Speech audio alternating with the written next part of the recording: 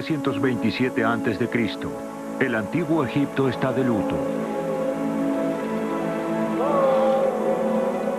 En el Valle de los Reyes, los trabajadores se apresuran para preparar una tumba provisional. El faraón Tutankamón, de apenas 19 años de edad, está muerto.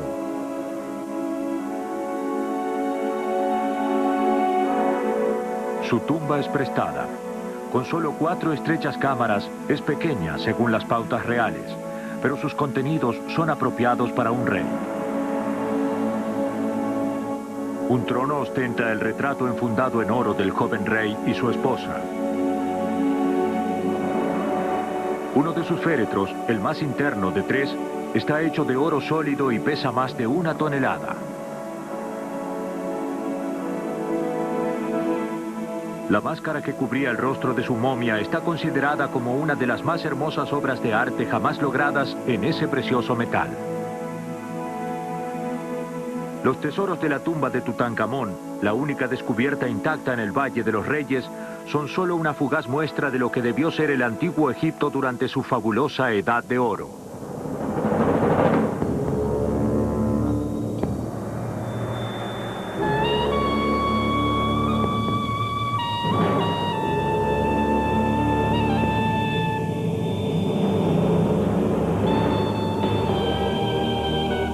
Egipto al descubierto.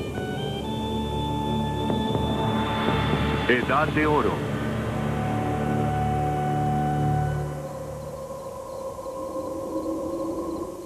Durante más de 400 años, los faraones egipcios fueron sepultados en el Valle de los Reyes.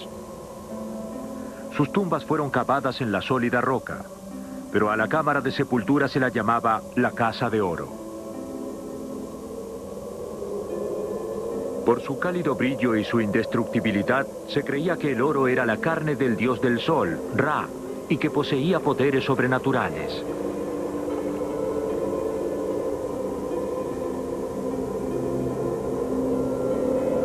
El faraón era el descendiente del sol, un dios viviente.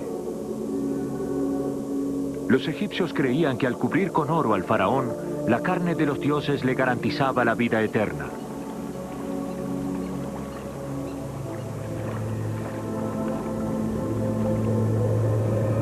Pero no sería así. Con más tesoros de lo imaginable, en la antigüedad muchas de sus tumbas fueron abiertas y sus momias retiradas.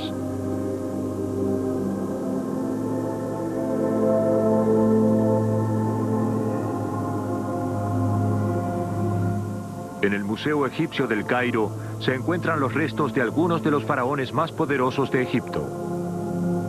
Tutmosis I, Tutmosis II, Tutmosis IV, Seti I y Ramsés el Grande.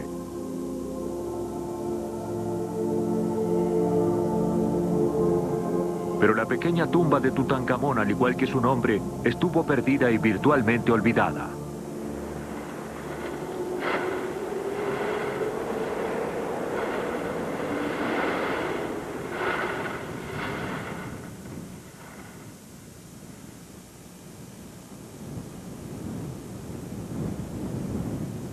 Cuando se descubrió la tumba en 1922, el hallazgo arqueológico más sorprendente de todos los tiempos hizo de Tutankamón el nombre más famoso de la historia de Egipto.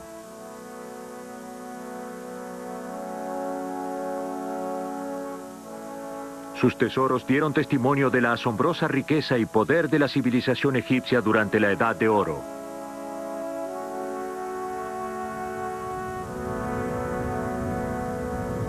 Envidiado por su opulencia, Egipto estaba bendecido por una aparentemente inagotable fuente de oro. Extraído de los desiertos al este del Valle del Nilo y especialmente de Nubia, actualmente Sudán, era casi tan común como el polvo.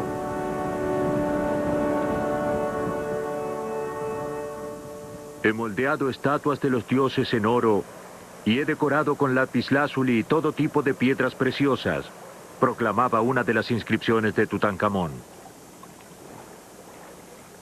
Construí nuevos barcos para dominar las aguas y los cubrí con oro para que iluminaran el Nilo.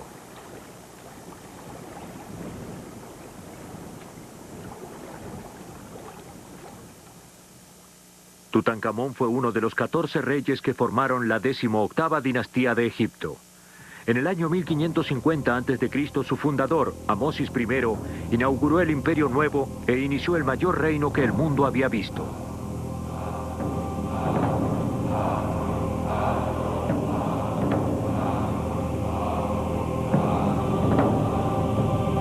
Durante su apogeo, la esfera de influencia de Egipto llegaría hasta Siria al norte y hasta el centro de Sudán al sur.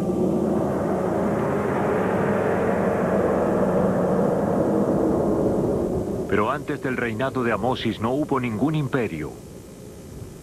Durante 100 años, Egipto había sido gobernado por extranjeros.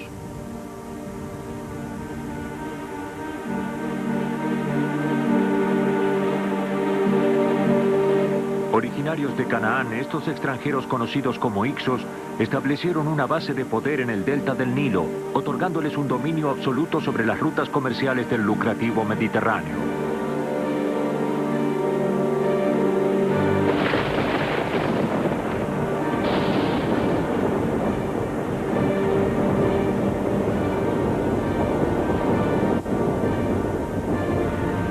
Los Hicsos tenían una ventaja: mejor tecnología militar. Diseñaron una especie superior de hacha de batalla para atravesar el corazón. Su arco, un compuesto hecho de madera, tendón y cuerno, arrojaba flechas a través de largas distancias. Pero su arma más potente era algo nuevo: la movilidad. Con una carroza arrastrada por caballos, los Hicsos podían moverse rápidamente y esgrimir sus armas con fuerza letal. Todo Egipto rendía homenaje a los extranjeros, pero con una creciente renuencia.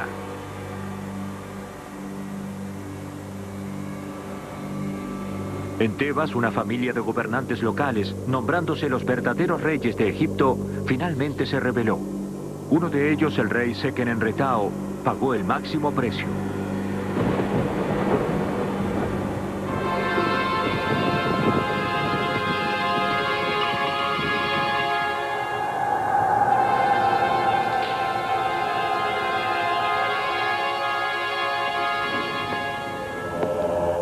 El doctor Mohamed Saleh, director del Museo Egipcio del Cairo, posee espeluznantes pruebas.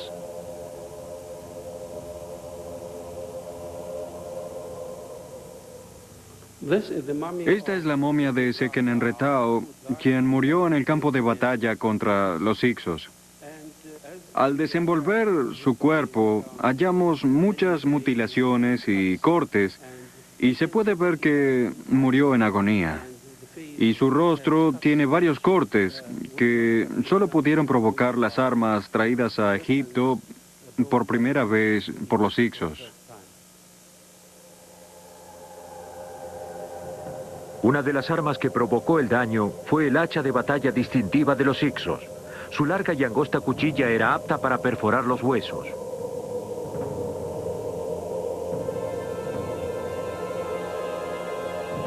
Humillado por la presencia de gobernantes extranjeros en suelo egipcio, Seqenenretao guió la primera revuelta abierta contra los Hicsos. Luego de su muerte, su hijo Kamosis tomó el mando de la lucha. Grabada sobre una estela, en una roca conmemorativa hallada en Tebas, se encuentra una descripción de la amarga enemistad entre Kamosis y el rey de los Hicsos, Ipepi. Mientras el poderoso Amón perdure, no te dejaré solo, decía el egipcio a su enemigo. No te dejaré pisar los campos sin estar sobre ti, oh malvado de corazón, vil asiático.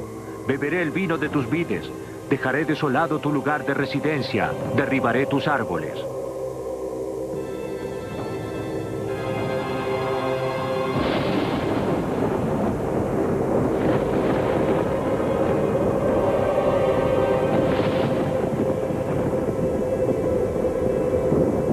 La morada de los Hicsos era una poderosa fortaleza en el delta del Nilo llamada Avaris. Desde allí gobernaron Egipto durante 100 años. Luego, como la tumba de Tutankamón, Avaris se desvaneció sin dejar rastros.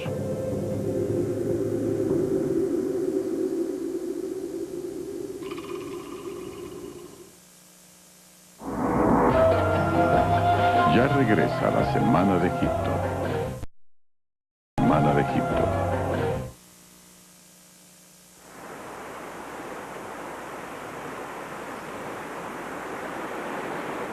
Durante miles de años el río Nilo atravesó Egipto antes de ramificarse en una serie de afluentes que forman el rico terreno aluvial del delta del Nilo.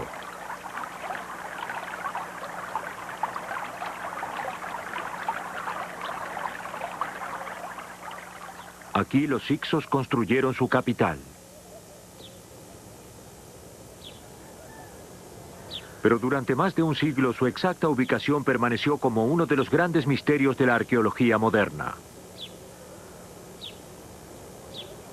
Cubierta por un velo milenario, Avaris virtualmente desapareció hasta que en 1975 un equipo de arqueólogos austríacos guiados por Manfred Witag de la Universidad de Viena comenzó a investigar un emplazamiento conocido como el Tel el Daba.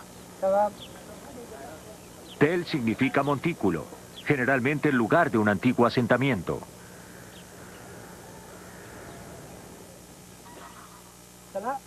La cerámica rescatada de cientos de excavaciones realizadas en el Tel guiaron a Witag hacia el Tel el Daba, el lugar de la antigua Avaris.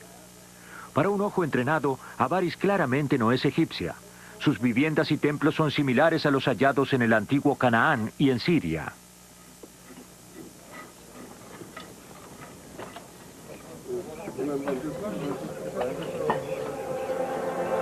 Entre el contenido de las tumbas se encontraron armas y alfarería del tipo de los hicsos.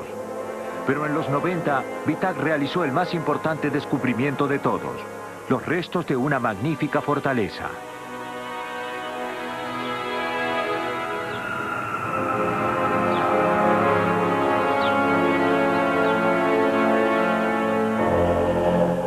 Rodeada por un muro gigante, su más prominente característica era una ciudadela fortificada en exceso y estratégicamente ubicada sobre un brazo ya evaporado del Nilo. Witag cree que esta era la morada del rey de los hicsos, Pepi.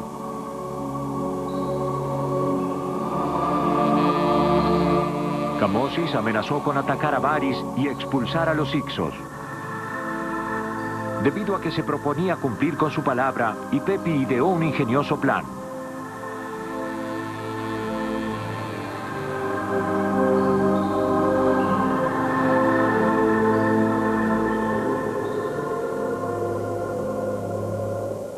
El imperio de Kush se encontraba en lo que actualmente es el norte de Sudán. Su capital, la ciudad de Kerma.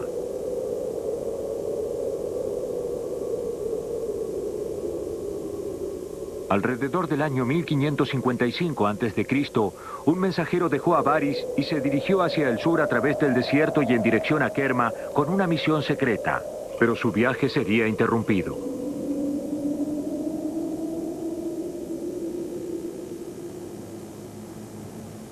En 1991, John y Deborah Darnell del Instituto Oriental de la Universidad de Chicago exploraban el desierto a poca distancia al norte de la antigua Tebas cuando tropezaron con un antiguo camino utilizado por caravanas y marcado por el uso durante siglos.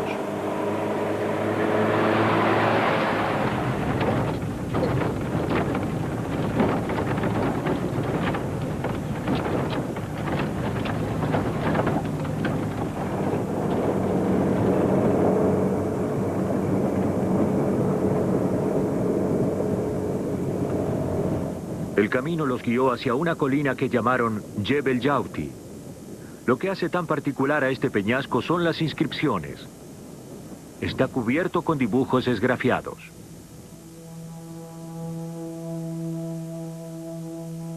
Realizados por viajeros durante una pausa de descanso en el camino, algunos son plegarias a los dioses, algunos conmemoran viajes y acontecimientos especiales. Esta es probablemente la más bella inscripción que hay aquí en Yauti. Es un pequeño halcón real llevando una doble corona, y lo que es tan maravilloso sobre ella en particular es que realmente se puede tener el presentimiento sobre cómo seleccionó el autor el área en que realizaría esta inscripción.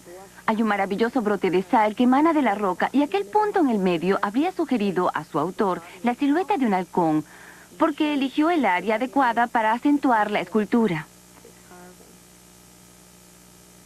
También nos resultó muy difícil realizar una copia del original. Desde una posición diestra era casi imposible de completar. Pero tenemos una persona zurda con nosotros que no tuvo problemas para realizar la copia de la inscripción, así que asumimos que el artista también era zurdo.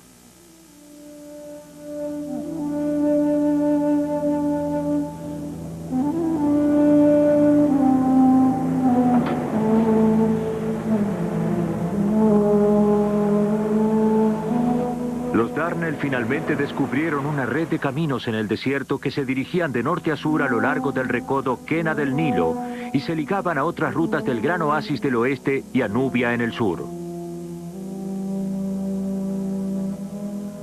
Protegiendo los caminos había una cadena de puestos de observación ocupados por policías del desierto.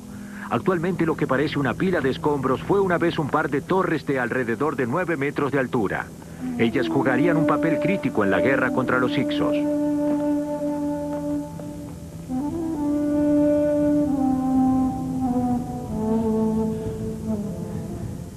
Estas torres protegían el recorrido de las caravanas que se dirigían a Jebel Yauti.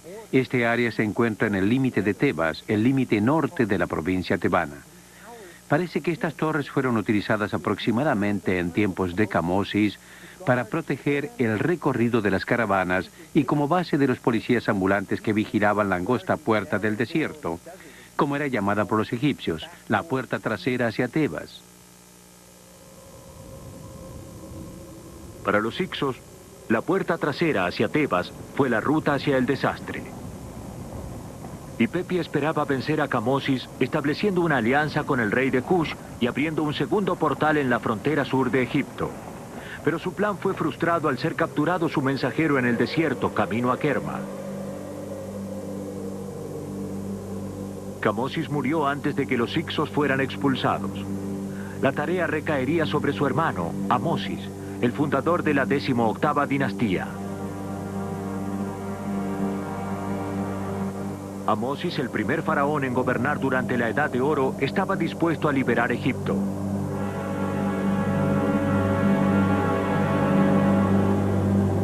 Determinado a vencer al enemigo en su propio juego, Amosis adoptó algunas de las superiores armas de los Hicsos.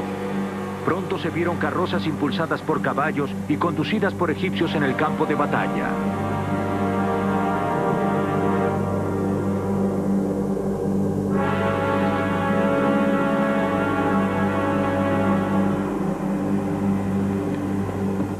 Pero los detalles sobre quién conquistó a los Hicsos se hubiesen perdido en la oscuridad de no ser por un notable conjunto de inscripciones hallado en las cercanías de una pequeña población llamada El Kab, en el Alto Egipto.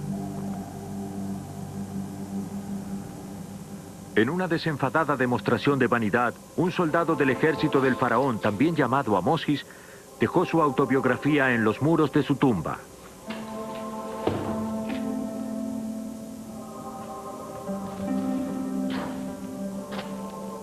Vivian Davis, conservador de antigüedades egipcias en el Museo Británico, ve a un hombre que no solo ascendió a la clase de oficial desde las filas para convertirse en un almirante, sino que recibió grandes condecoraciones por su valor.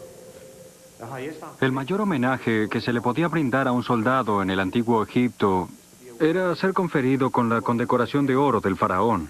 A este hombre se le otorgó la condecoración de oro 7 veces.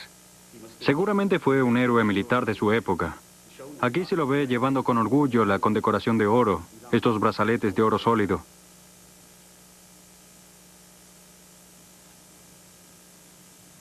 Amosis comenzó su ilustre carrera en la batalla de Avaris aproximadamente en el año 1530 a.C. Aquí, por ejemplo, hay una descripción de una refriega en el agua. Amosis realizó una captura aquí y se le otorgó su primera Nebu en Camp, la condecoración de oro.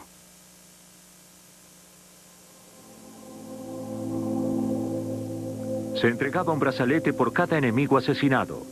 Realicé un secuestro y me llevé una mano, declaró Amosis. Cercenar una mano era la manera de contar las víctimas en Egipto. Los cautivos vivos eran considerados botines. Traje desde Avaris un hombre y 3 mujeres.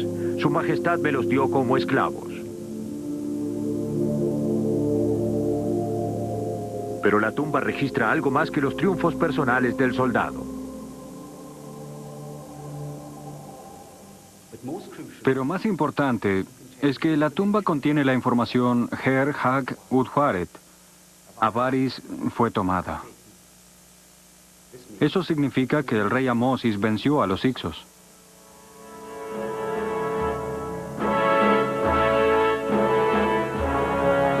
La expulsión de los Hyksos reunió a Egipto bajo un rey nativo por primera vez en más de un siglo. Pero el rey no estaba contento. Precavido por la represalia, realizó dos decisivos movimientos. El rey Amosis hizo marchar a su ejército a través del desierto y sitió los fuertes Hyksos en Sharruén, al sur del Canaán. Luego forjó una poderosa alianza. El salto de un toro y un laberinto son dos de los más famosos símbolos de la antigua mitología. Tienen su origen en el palacio de Cnosos, en Creta, el legendario hogar del rey Minos y la fabulosa bestia, el Minotauro.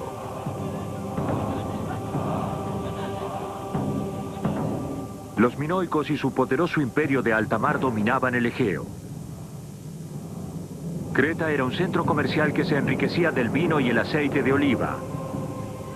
En flotas de barcos surcaban el Mediterráneo en todas direcciones.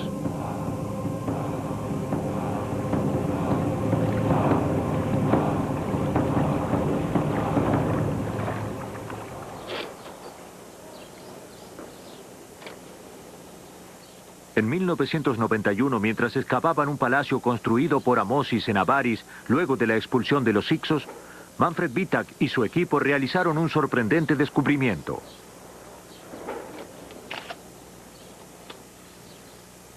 Hallaron miles de fragmentos de frescos minoicos, los primeros jamás encontrados sobre suelo egipcio. Entre ellos había piezas de un fresco impresionante similar al pintado sobre los muros del palacio de Cnosos en Creta. Para nuestro asombro, hallamos fragmentos que juntos formaban la escena del salto de un toro. La técnica de esta pintura es particularmente minoana y es increíble encontrarla en Egipto, porque no es una forma egipcia de pintura. Además, el motivo del salto de un toro hasta entonces solo había sido descubierto en el palacio de Cnosos. El salto de un toro evoca el desafío físico y el dominio del hombre sobre los animales. Se trata de un deporte de gran significado ritual para los minoicos que fue asociado con su corte real, mientras que el laberinto y el friso eran símbolos de su arquitectura palaciega. La presencia de tales motivos en los muros de un palacio egipcio implica una relación estrecha entre las dos cortes reales. Pero ¿de qué tipo de relación se trataba? Vitak cree que ambos poderes pactaron un convenio ventajoso para ambos, quizá fortalecido con un matrimonio real.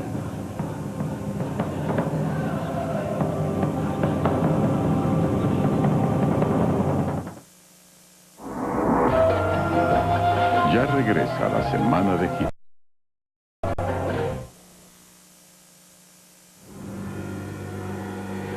Aún después de su victoria en Avaris, el rey Amosis temía el regreso de los Hyksos.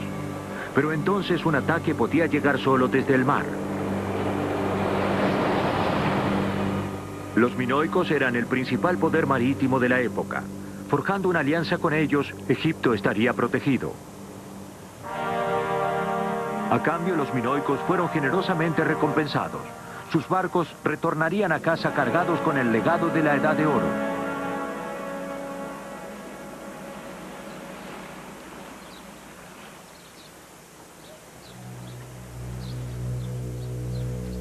El oro tenía mucha demanda entre la mercancía del mundo antiguo. Para Egipto su posesión representaba una prioridad, pero las mayores reservas estaban en Nubia.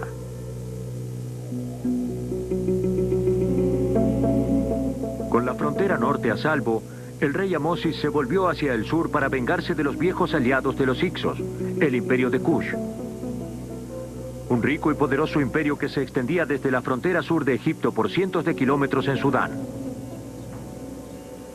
Su capital, Kerma, era la más antigua y la mayor ciudad de África fuera de Egipto.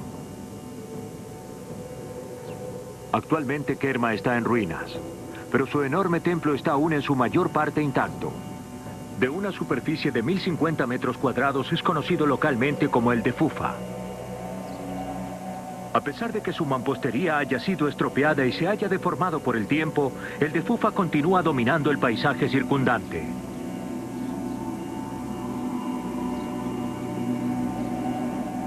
En 1977, Charles Bonnet, director de la misión arqueológica suiza en Sudán, exploró el de Fufa como parte del plan para investigar Kerma.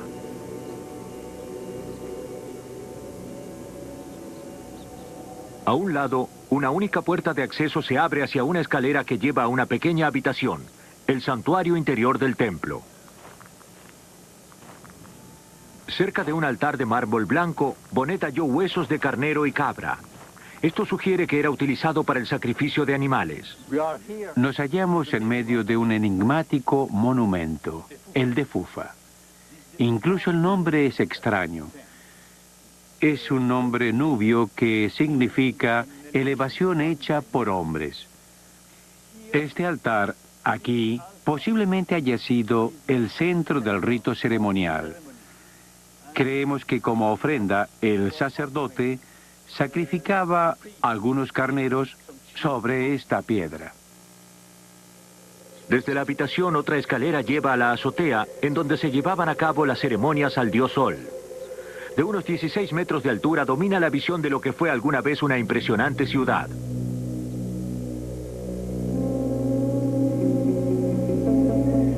A esta altura, en el año 1550 a.C., Kerma debió ser imponente.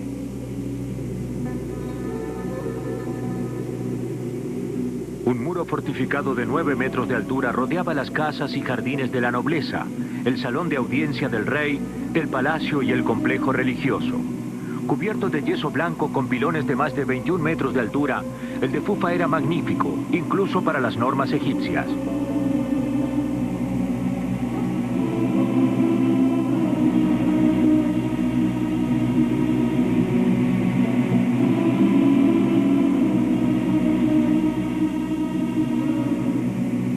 Situada a orillas del Nilo, principal ruta comercial de norte a sur, la ciudad se enriqueció no solo por el oro, sino por controlar el flujo de mercancías exóticas. Marfil, ébano, incienso, animales salvajes y esclavos. Desde el corazón de África hacia Egipto y más allá. Uno de los mayores misterios de Kerma es cómo pudo sostenerse un imperio con miles de habitantes en lo que parece un árido desierto.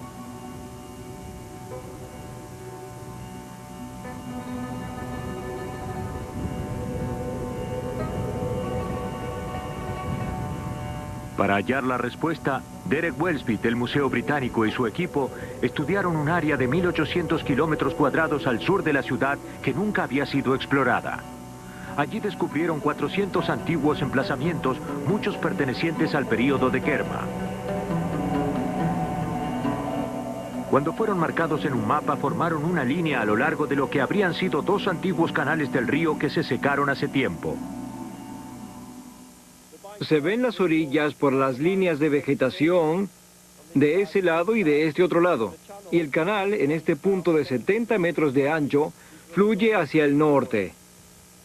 Por esto, el descubrimiento de estos 2 canales del Nilo, así como también el canal que fluye actualmente, nos indican quizá la abundancia agrícola de este área en el período de Kerma. Con otros 2 canales fluyendo a través del valle del Nilo, los granjeros de Kerma debieron tener acceso a miles de hectáreas adicionales de tierra fértil para sembrar. Presumiblemente este territorio se hallaba en una red de suministros producidos en la capital de Kerma, 55 kilómetros al norte de este lugar. En muchos de estos asentamientos hay gran cantidad de edificios de abastecimiento que fueron diseñados para reunir estos productos y almacenarlos antes de enviarlos al centro administrativo en Kerma. Derek Welsby realizó otro importante descubrimiento. La naturaleza jugaría una mala pasada a la ciudad de Kerma y al imperio de Kush.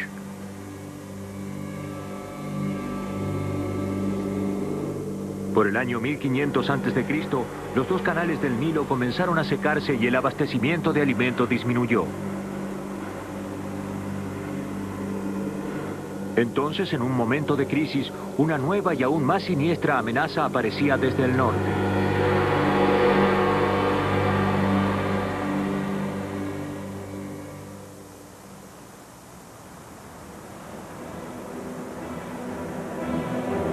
La campaña egipcia para dominar a sus vecinos del sur, iniciada por el rey Amosis, estaba ya en su tercera década. La Baja Nubia había caído años atrás ofreciendo poca resistencia, pero adentrándose en el territorio la oposición era mayor. El soldado Amosis, que había luchado valientemente en Avaris, sobresalió en la tropa. Oficialmente nombrado guerrero del soberano, servía por entonces en el ejército del rey Tutmosis I. Aproximadamente en el año 1500 a.C., el faraón navegó hacia la zona decisiva de Kush, hacia la tercera cascada del Nilo para la decisiva y última batalla. A unos pocos kilómetros al norte de Kerma, Tutmosis combatió contra el enemigo, liderado por el jefe de los nubios. Su majestad tiró y su primera flecha alcanzó el pecho de su adversario, reportó Amosis. Luego el enemigo huyó. Se llevó a cabo una masacre. Sus subordinados eran llevados como esclavos.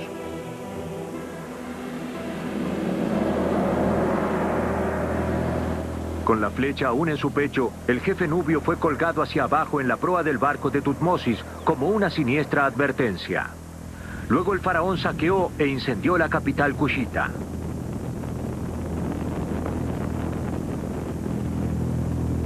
La victoria fue posteriormente documentada por una inscripción tallada en una enorme roca en Tombos, no lejos de Kerma. Él derrocó al jefe de los nubios. Ninguno de ellos sobrevivió. Los arqueros nubios fueron masacrados, diseminados en la llanura. Sus entrañas ocuparon sus valles, su sangre cayó como la lluvia.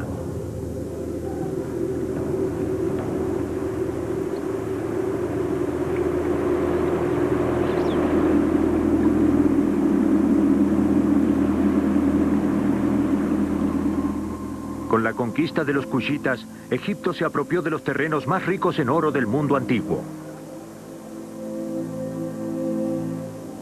Enormes cantidades fluían hacia los tesoros de los faraones junto con exóticos productos del África.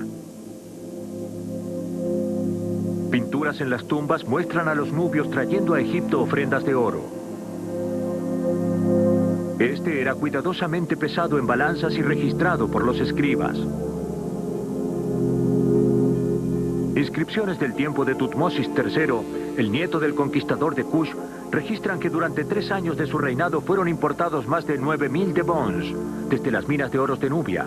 Es el equivalente a casi 900 kilogramos de un valor actual de millones de dólares.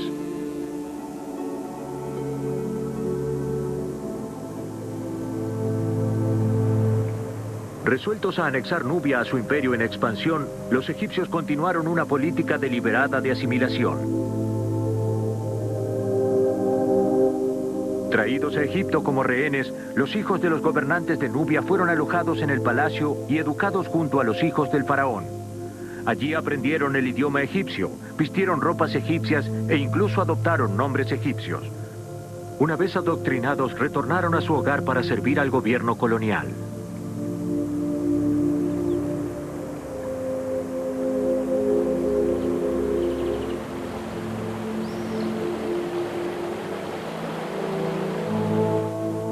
El oficial más poderoso de Nubia era el virrey de Kush. Su tarea, mantener los valiosos recursos de Nubia fluyendo hacia Egipto, se reflejaba en su título, Supervisor de las Tierras de Oro.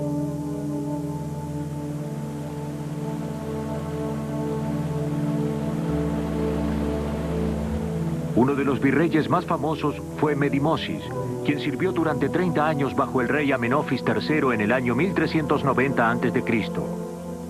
En el reverso de la gran roca en Tombos se encuentra grabada su imagen. Los nombres de su jefe están rodeados por 2 óvalos llamados cartelas. Bajo ellos están los nombres de 2 prisioneros nubios, un símbolo de la dominación egipcia.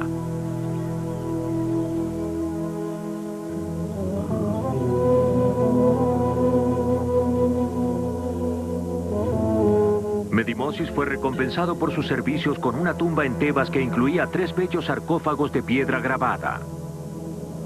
Una sepultura notable para un hombre común marca la estima que le tenía el rey.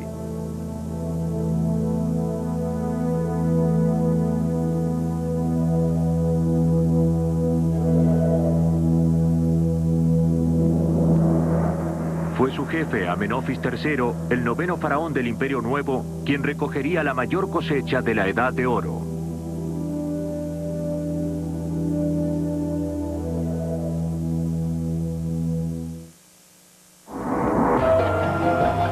Ya regresa la Semana de Egipto.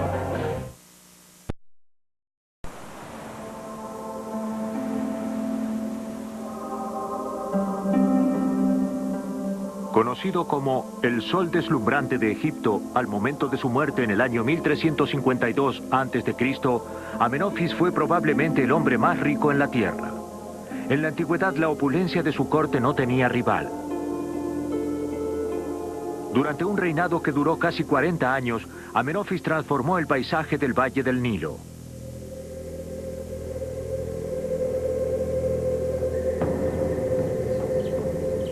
Construyó un magnífico templo nuevo en Luxor, realizó grandes mejoras al templo de Amón-Ra en Karnak y erigió cientos de estatuas, incluyendo al coloso de Memnón en Tebas.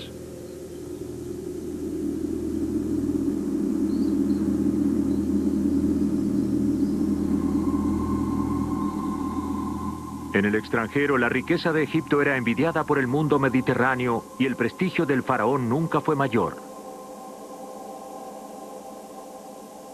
Los reyes extranjeros le escribían suplicando por oro. Gran rey, rey de Egipto, mi hermano, el oro en tu país es como el polvo, uno simplemente lo recoge. ¿Por qué lo escatimas tanto? Estoy comprometido en la construcción de un nuevo palacio, envíame el oro que necesito.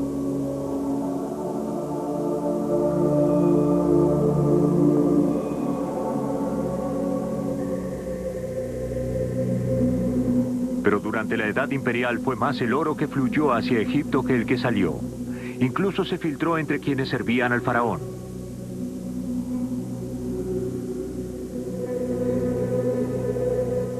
Una de las mayores aspiraciones de los egipcios notables era poseer una tumba elegante, una casa para la eternidad pintada con coloridas escenas. Sobre una colina en la orilla occidental del Nilo, en Tebas, se encuentra la tumba de un mayordomo real llamado Suemuyet, que sirvió al faraón Amenofis II y fue recompensado con oro.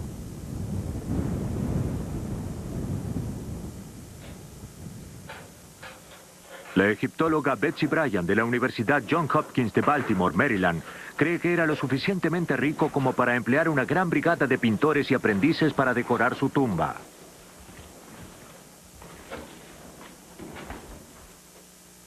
Aquí en este rincón vemos el trabajo de un verdadero experto de la pintura, un especialista que realmente no necesitaba utilizar la cuadrícula que encontramos en los muros del resto de las tumbas. Era capaz de venir aquí y diseñar estas esculturas reales sin ningún tipo de cuadrícula, utilizando un pequeño pincel. Era capaz de dibujar el cuerpo del rey y delinearlo varias veces. Podemos verlo con nuestros propios ojos cuando lo delineó exactamente de la manera que lo deseaba y luego lo llenó con capas de color para completar la escultura. Esta probablemente haya sido finalizada con negro para indicar la resurrección del rey, una escultura negra, mientras que esta tendría piel amarilla y esta tendría piel roja al momento de finalizar. Pero al utilizar esta técnica sin una cuadrícula, es extremadamente difícil obtener las proporciones y aún así este hombre, un especialista, fue capaz de proporcionar estas figuras con absoluta perfección. Un experto podía pintar un muro a pulso. Los aprendices seguían las líneas de las cuadrículas para obtener las proporciones adecuadas. Incluso en ese entonces, novatos o veteranos, algunos eran más habilidosos que otros.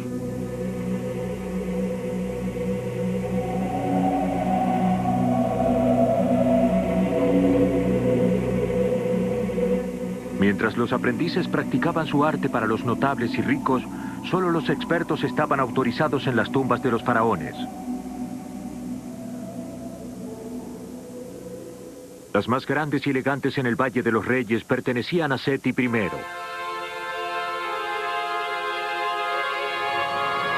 Una de unas pocas tumbas finalizadas consiste en varias habitaciones conectadas por una serie de pasajes descendientes que llevan hasta la cámara de sepultura, a 90 metros de la entrada.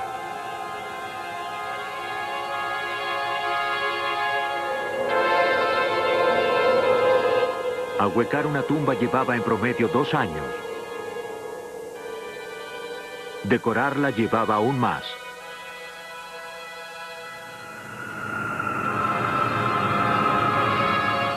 Por la enorme destreza y cantidad de trabajo necesario, un cuerpo notable de trabajadores estaba permanentemente asignado a construir las tumbas reales. A pocos kilómetros del Valle de los Reyes se encuentra una antigua población amurallada que los egipcios llamaban Lugar de la Verdad. Conocida como Dada Medina, la población albergaba a trabajadores de la piedra, escultores, diseñadores y carpinteros. La destreza pasaba de padre a hijo.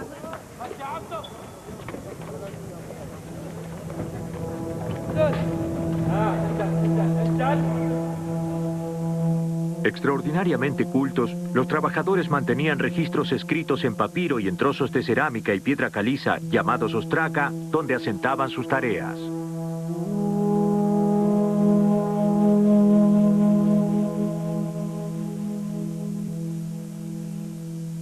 Los registros muestran que eran una opulenta comunidad, como se ve en el tamaño y la calidad de algunas de sus tumbas.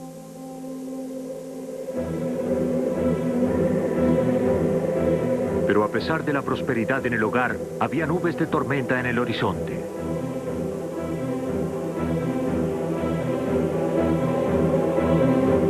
Con la muerte de Seti en el año 1279 a.C., los dioses que habían bendecido a Egipto por tanto tiempo, finalmente volvieron su espalda al Imperio Nuevo. En el norte, los hititas amenazaban al Imperio Egipcio. En el año 1274 a.C., el sucesor de Seti, Ramsés II, se enfrentó al enemigo en Kadesh, Siria. Celebrada en los muros de los templos egipcios como una gran victoria para el nuevo rey, en el mejor de los casos, fue un estancamiento que finalizó con el primer tratado internacional de paz de la historia. La batalla de Kadesh fue el comienzo del fin de la Edad Imperial.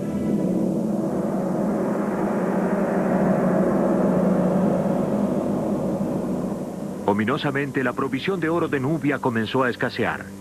Los cambios climáticos volvieron a los desiertos más áridos y más difíciles de atravesar. El último gran faraón del nuevo imperio, Ramsés III, solo dispuso en promedio de una donación anual de 9 debons para el templo de Karnak, una miserable suma comparada con las grandes cantidades derrochadas por sus antecesores.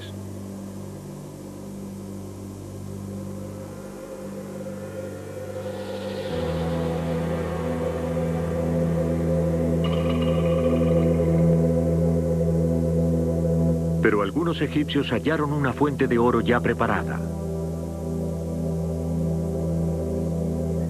En la noche, trabajadores que alguna vez habían servido a sus faraones con lealtad, ahora saqueaban las tumbas reales.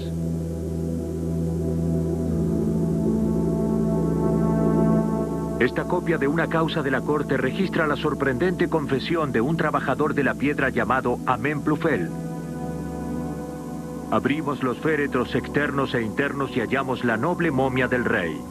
Sobre su cuello había una gran cantidad de amuletos y ornamentos de oro. Robamos muchos objetos y los dividimos entre nosotros. 20 debons de oro para cada hombre. Luego quemamos la momia.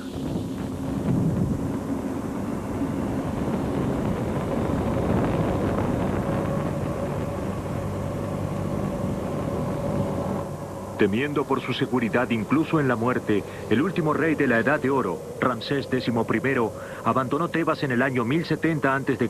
sin finalizar su tumba.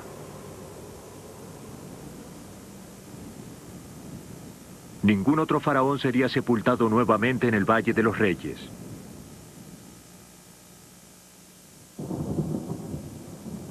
Irónicamente, la mayor amenaza para las tumbas no provino de los ladrones, sino del gobierno de Egipto.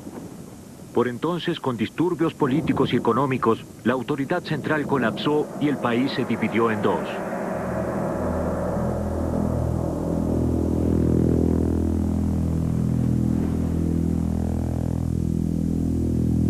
Con pocas provisiones de oro, las tumbas reales se volvieron una irresistible tentación.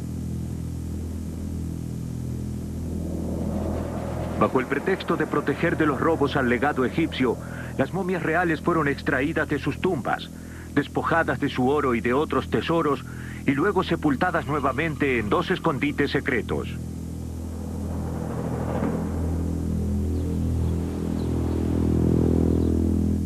Allí permanecerían por 3000 años hasta ser descubiertas a fines del siglo XIX.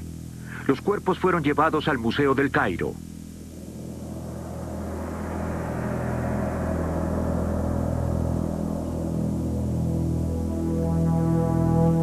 Solo un faraón escapó. Actualmente, la olvidada tumba de Tutankamón ofrece una tentadora imagen de las incalculables riquezas de Egipto durante su resplandeciente Edad de Oro.